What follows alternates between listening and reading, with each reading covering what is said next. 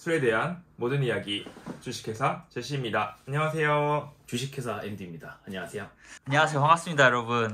잘 지내셨죠? 네, 잘 지냈습니다. 오늘 두 번째 영상인데 오늘의 주제는 무엇인가요? 네, 오늘의 주제는 위스키의 원조 아이리시 위스키, 지금은 인지도와 똥망인권에 대하여.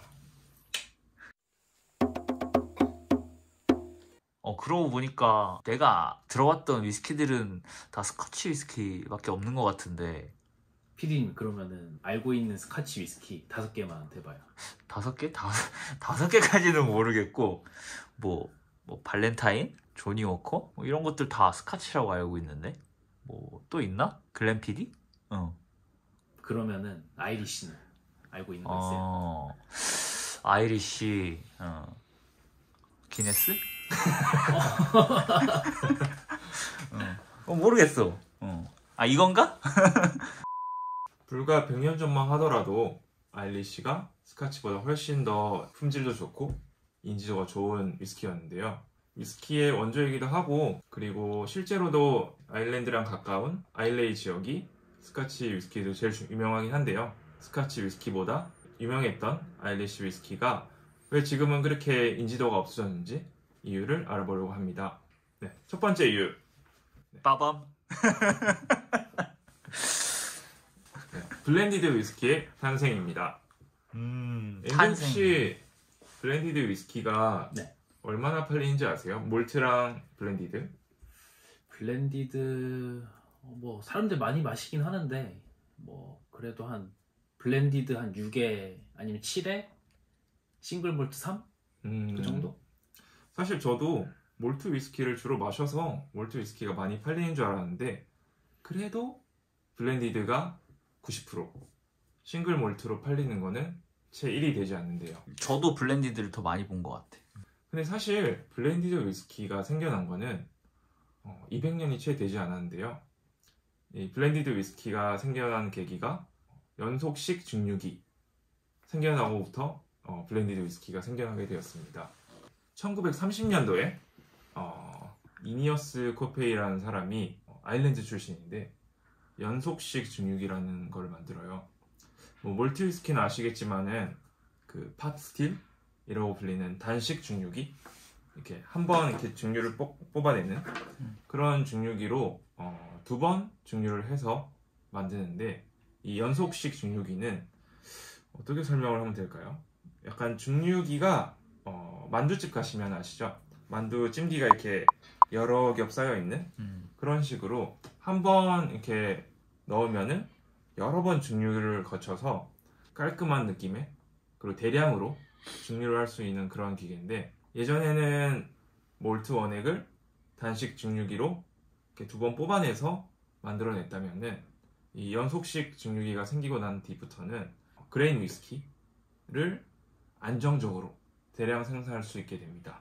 왜 그럼 단식으로는 안정적으로 못 뽑았던 거죠? 잘 이해를 못했어요. 단식은 말 그대로 한 번 증류를 하려면은 사람이 다 한 번씩 다 관여를 해야 되는데, 연속식 증류기는 한 번 증류를 하면은 그냥 그 자체에서 여러 번 증류가 돼서, 그리고 연속해서 계속 원액을 부으면은 계속해서 증류가 되는 그런 시스템이에요. 근데 연속식 증류기로 만든 그레인 위스키, 사실 그레인 위스키가 단독으로 팔리지 않는 이유기도 한데, 몰트 위스키는 약간 개성 있고 호불호는 갈리지만은 좋아하는 사람은 정말 좋아하는 민트 초코 같은 느낌이라면은, 그레인 위스키는 좋게 말하면 쌀밥, 나쁘게 말해도 쌀밥. 쌀밥을 나쁘게 말하면 안 되는데, 쌀밥만 계속 먹고 살 수는 없잖아요. 거기 위에 김치도 얹어야 되고 고기도 얹어야 되고, 그쵸. 민트 초코도 얹어야 되는데, 그래서 그레인 위스키를 만들었고, 영국에서 이제 그거를 몰트 위스키랑 섞기 시작해요. 그게 블렌디드 위스키. 사실 그래서 아까 말했던 이니어스 코페이가 어쨌든 아일랜드 출신이어서 이제 아일랜드에 있는 위스키 증류소에 가서 우리도 이거 너네들 이거 한번 내가 만들었는데 특허도 받았어 이러면서 써보라고 하는데, 아일랜드 증류소는 지금도 그렇지만은 그 단식 증류기 파스틸로 3번 증류를 해요. 스카치는 보통 2번을 하고, 그러다 보니까 아일랜드에 있는 위스키 증류소가 훨씬 품질도 좋고 또 규모도 스카치에 있는 증류소보다 훨씬 컸어요. 그렇죠.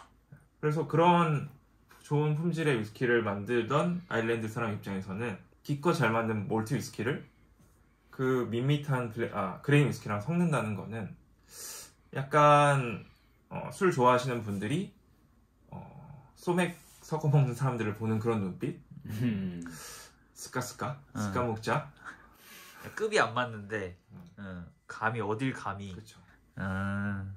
그래서 아일랜드에서는 여전히 몰트 위스키, 좋은 품질의 몰트 위스키를 만들었고 애호가들한테는 계속 사랑을 받았지만은 반대로 지금까지는 몰트 위스키 너무 독하고 뭔가 호불호가 갈려서 안 마시던 사람들은 이제 블렌디드 위스키를 마셔보고 이거면은 나도 마실 수 있겠는데? 이렇게 하면서 위스키를 안 마시던 사람들, 좋아하지 않는 사람들까지도 블렌디드 위스키를 마시게 됩니다.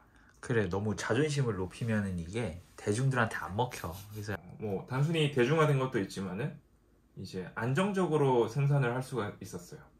옛날에는 몰트 위스키를 대량 생산 못하고 또 재고 관리도 되게 힘들었는데 어쨌든 몰트 위스키를 한 30% 정도만 넣고 나머지는 그레인 위스키를 섞어서 만들 수 있었으니까 그때 생겨나기 시작한 게 지금 세상에서 제일 잘 팔리는 조니 워커, 그 다음에 발렌타인. 한국 사람들이 참 좋아하죠. 아, 그렇죠. 아저씨들.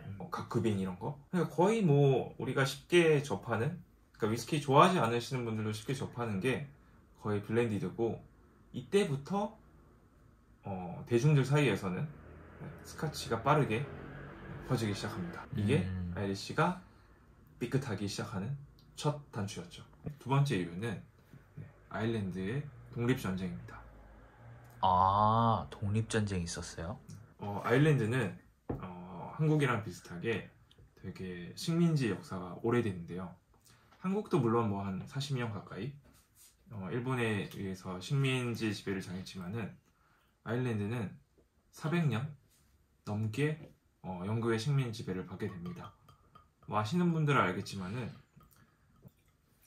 그 브리티시 민족과 아이리시 민족은 애초에 민족이 다르고 이제 그렇게 식민지 지배를 받았고 1919년도에 아일랜드가 영국에서 독립하기 위해서 전쟁을 벌입니다. 네, 그 와중에 앤디가 너무 자연스럽게 따라줬는데 또 자연스럽게 마시는 두 분. 주정뱅이는 마시는. 그치, 술 얘기하는데 너무 술을 안 먹고 있었어 우리가. 그래서 사실 아일랜드 국민 입장에서는 이제 독립을 한 건 정말 좋은 일이었지만은 이제 증류소가 워낙 크고 또 튼튼하게 지어지잖아요. 그러다 보니까 이제 독립군들이 이제 거기를 거처로 많이 삼아요. 근데 사실 거처로 삼게 되면은 정상적인 그 위스키 제조가 안 되고 그 다음에 거기 사람들이 숨어 있으니까 이제 영국 군들이 거기 막 쳐들어오고 공격을 하니까 거의 생산시설이 파괴되고 정상적으로 위스키를 만들어낼 수 있는 상황이 아니게 돼요. 사실 그렇게 해서 큰 증류소들이 이제 문을 닫게 된 것도 문제인데 더 문제는 이제 독립을 한 이후에 생겨나게 됩니다. 어쨌든 살아남은 증류소들은 아이리시 위스키를 만들어내기 위해서 열심히 노력을 하는데 근데 지금까지는 어쨌든 대영 제국의 소속이라서 당시에 영국의 식민지였던 캐나다, 인도, 호주 등등등등 이제 영국 메이드인 UK라는 마크를 찍고 이제 관세도 없이 당시 식민지에 수출을 하게 되는데 독립을 딱 하고 나니까 사실 대부분 역사의 나쁜 짓은 영국 놈들이 한다고 하잖아요. 겨우겨우 독립도 했는데 이제 영국이 못 가지마. 이제 영국도 그렇고 뭐 엔간한 나라들한테 이제 수출을 하려고 하면은 관세 이제 와장창 때려버립니다. 증류소도 없어, 수출도 못해. 거기다가 이제 또 내전이 발생해. 이러니까 만드는 것도 힘들어지고 파는 것도 어려워지고 또 다시 내전 때문에 정상적으로 뭐 위스키를 제조할 수 있는 기반이 없어지게 돼요. 아일리시 위스키만 놓고 봤을 때는 되게 고난의 시기, 뭐 블렌디드 위스키가 만들어지고 그런 거랑은 비교할 수 없을 정도로 위스키 산업의 기반이 뭔가 송두리째 흔들리게 되는 그런 계기가 된 게 아일랜드의 독립. 정확히 말하면 독립 자체가 아니라 독립 이후에 이제 여러 가지 피해들이 문제가 됐다라고 볼 수 있죠. 근데 중요한 거는 이것도 관짝의 첫 번째 못에 불과하다는 거. 뭐 이미 근데 많이 말아먹은 느낌인데 더 뭐 더 바닥이 있어요? 지하인 줄 알았는데 더 지하가 있었다고 이런 건가? 지하 안에 지하가 있고 지하 안에 지하가 있다. 내 주식 얘기.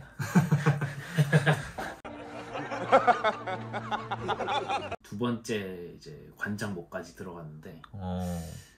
세 번째라고 할 수 있는 거는 일단 대영 제국 형님들에서 벗어나면서 이제 그분들이 다 막으시니까 관세 폭탄을 이제 막기 시작했고 그 와중에도 그나마 팔 수 있는 그 출로가 하나 있었거든요. 그 파이프라인이 있었는데 거기가 원래는 미국이었죠. 아. 아메리칸 아. 아메리칸 형님들한테 그 전까지는 팔아먹고 있었는데 1920년도, 30년도 이제 가면서 미국에서도 이제 금주령이 미국에? 금주령. 왜? 금주령. 끔찍해. 이거 뭐 케이스들이 되게 여러 개가 있는데 이유가 일단은 그 WCTU라고 하는 그 Women's Christian Temperance Union이라고 해서 네. 뭐 자세한 내용은 뭐 그치. 그래서 일단 근본적인 이유는 그거였다고 해요. 그 일단 술을 적당히 마시면은 뭐 기분도 좋고 이제 모두가 해피하지만 술을 많이 먹게 되면은 이제 폭력성이 올라오면서 이제 술 먹으면 개가 되니까 술 먹는 놈 다 죽여야 돼.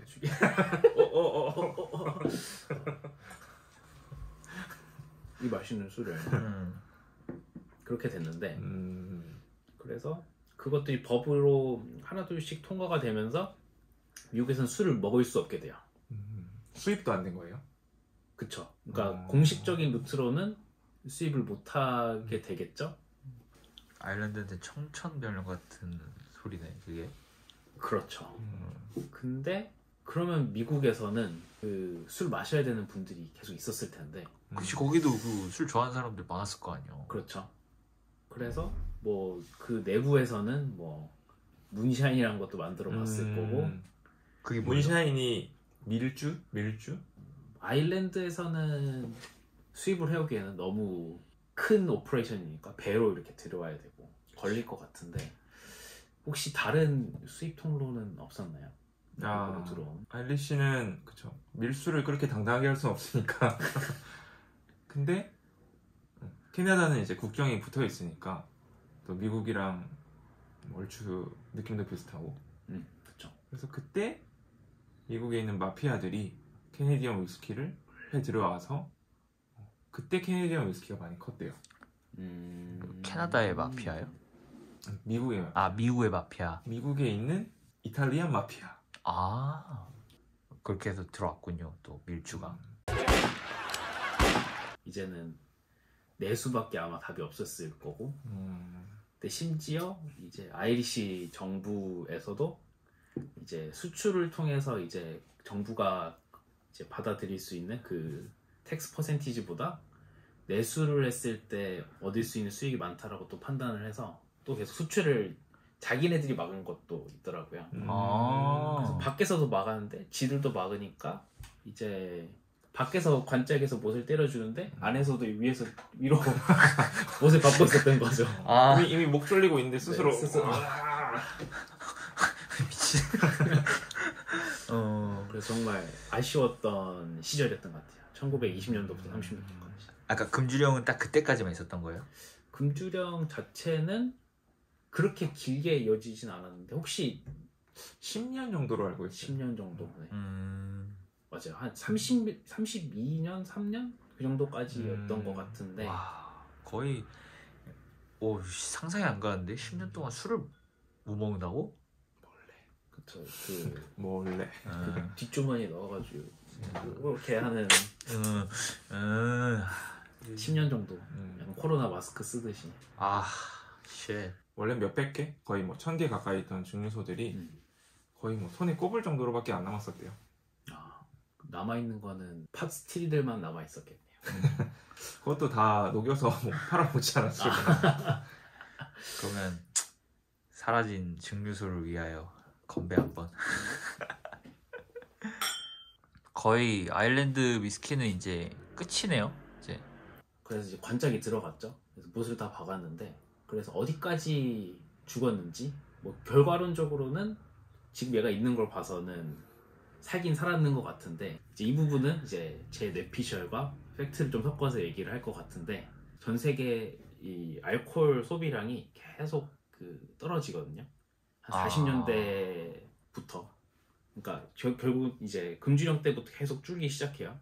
근데 여기 뭐 이유가 여러 가지가 있을 것 같은데, 일단 전반적으로 사람들의 피트니스에 대한 인지도도 올라갔다라고 하고, 사람들이 이제 알기 시작한 거죠. 이거 술이 다 좋은데, 확실한 스터디들은 아직 없지만 이제 술 많이 먹으면은 건강에도 안 좋고, 또 있는 게 운전을 하게 될 때, 예전에는 사실상 뭐 운전할 때 뭐 술 먹지 마라 이런 게 아마 많이 없었거든요. 근데 미국에서도 단체들이 있어요. Mothers Against Drunk Driving인가 해서 MADD라고 하는 애들한 단체도 있고, 녹색 어머니회? 거의 그 정도 급이에요. 근데 진짜 미국에서 엄청 강한 이 단체 중 하나고, 그래서 미국에서도 그렇고 전 세계적으로 이제 약간 알코올 이 섭취에 대한 이제 안 좋은 이제 관감들도 많이 생기고, 이제 그 사이에 뭐 전쟁도 계속 뭐 2차 대전도 있고, 그래서 계속 점진적으로 이제 알코올 소비도 떨어지고, 그러다 보니 안 그래도 못 파는 아이리시 위스키인데 더 못 파는 거죠. 저 때는 스코치 위스키도 주춤주춤했었고, 전체 트렌드가 그래 버리니까. 그래서 전체적인 트렌드가 그렇게 되니까 다 같이 말라 죽는 건데, 그래서 아이리시가 어디까지 말라 죽었냐, 그래서 70년도 중반까지 가면은 증류소가 크게 딱 2군데밖에 안 남아요. 2개? 아까 1000개, 아까 1000개라 그랬잖아. 네. 2군데밖에 안 남더라고요. 멸종했네 그냥. 근데 혹시 2군데가 어딘지 아시죠? 일단은 뭐 아일리시의 대표인 제임슨, 미들턴, 미들턴이랑 뭐가 있죠? 부시밀이라고 하는, 부시밀. 올드 부시밀이라고 하는 디스틸러가 남고, 이제 2개만 남았고, 이제 나라에서도 이제 지켜야 되니까 나라가 이제 깐부를 맺어주죠. 이렇게. 그러니까 뭔가 문화재처럼 이렇게. 그쵸. 이제 문화재급으로 남게 되는 거죠. 그 정도로 똥망 태클을 타고 내려가게 돼버렸습니다. 역시 앤디는 데이터 엔지니어라 그런지 데이터로 이렇게 딱 트렌드를 파악해버리네. 하여튼 그래서 이제 2군데밖에 안 남았고 국가에서 얘들을 보호해야겠다 한 거네. 그럼 그러게 아니었으면 얘들도 이제 못 받겠네. 제임슨? 그쵸. 근데 이제 90년대 들면서 아일리시가 한국처럼 매년 10% 가까이 성장도 하고, 그리고 아일랜드도 이제 자기네들 위스키를 성장시키기 위해서 되게 다양한 시도를 많이 했어요. 일단은 여러 증류소를 하나로 아일리시 디스틸러리로 합치면서 이제 제임슨이라는 강력한 브랜드를 내세워서 이제 마케팅을 하고 있고, 그리고 되게 작은 크래프트 디스틸러리가 많이 생겨나면서 뭐 예를 들어서 스코틀랜드에는 없는 약간 특이한 시도들, 예를 들어서 흑맥주 유명하잖아요. 그래서 스타우트를 숙성시킨 캐스크에다가 위스키를 숙성시켜 본다던가 뭐 그런 다양한 시도를 많이 했고, 그래서 앞으로는 아이리시 특유의 그런 부드러운 맛을 무기로 해서 전 세계에서 다시금 그런 영광을 되찾을 수 있지 않을까, 그렇게 기대를 해봅니다. 좀 먹고 싶네요. 아이리시 위스키 좀 다양한 거. 지금은 이거밖에 없으니까. 그쵸. 뭐 제임슨, 뭐 털라모어, 누구 있지? 나도 기억이 안 나네. 이 정도로 없다. 부시밀. 그래서 뭐 오늘은 네, 아이리시 위스키가 어떤 시련을 겪어왔는지 많이 알아갔고요. 다음번에는 기회가 되면은 뭔가 아이리시랑 스카치 마셔보면서 얘기를 네. 해봐도 좋을 것 같아요. 그럼 오늘 얘기는 이 정도로 마치고 네. 다음 시간에 찾아뵙겠습니다. 좋아요, 구독, 알람 설정 부탁드리겠습니다. 오늘도 감사합니다. 안녕. 감사합니다. 안녕. 예.